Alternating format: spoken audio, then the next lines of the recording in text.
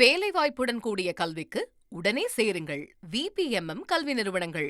அதிமுக பொதுச் செயலாளர் எடப்பாடி பழனிசாமியின் பிறந்த நாளையொட்டி சென்னை ராயப்பேட்டை அதிமுக தலைமை அலுவலகம் அருகே உள்ள தனியார் திருமண மண்டபத்தில் இரத்த தான முகாம் நடைபெற்று வருகிறது. இதுகுறித்த கூடுதல் தகவல்களை செய்தியாளர் ராமச்சந்திரன் வழங்கிட கேட்கலாம். ராமச்சந்திரன், வணக்கம். இந்த இரத்த தான முகாமிற்கான ஏற்பாடுகள் என்னென்ன, விவரங்களை பதிவு செய்யுங்க.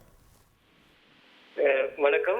அதிமுக பொதுச்செயலாளரும் எதிர்க்கட்சி தலைவருமான திரு எடப்பாடி பழனிசாமியின் 71வது பிறந்த நாள் விழா நாளை கொண்டாடப்படுகிறது. இதனையொட்டி சென்னை ராயப்பேட்டை அதிமுக தலைமை அலுவலகம் அருகே இருக்கக்கூடிய தனியார் திருமண மண்டபத்தில் ரத்த தான முகாம் நடைபெற்று வருகிறது.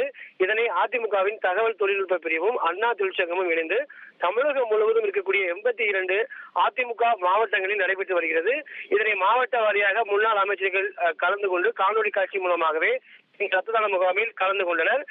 சென்னையில் நடைபெற்ற முகாமில் ரத்த தான முகாமில் முன்னாள் அமைச்சர்கள் டி ஜெயக்குமார், நடிகைகள் விந்தியா, கௌதமி, சரவணன், ராஜ் சத்தியன் உள்ளிட்ட முக்கிய நிர்வாகிகளும் பங்கேற்றனர். அது மட்டுமல்லாமல் இந்த ரத்த தான முகாமில் பங்கேற்ற அனைவருக்குமே அவர்களுக்கு சான்றிதழும் வழங்கப்பட்டது. தகவல்களுக்கு நன்றி ராமச்சந்திரன். வேலைவாய்ப்புடன் கூடிய கல்விக்கு உடனே சேருங்கள். VPMM கல்வி நிறுவனங்கள்.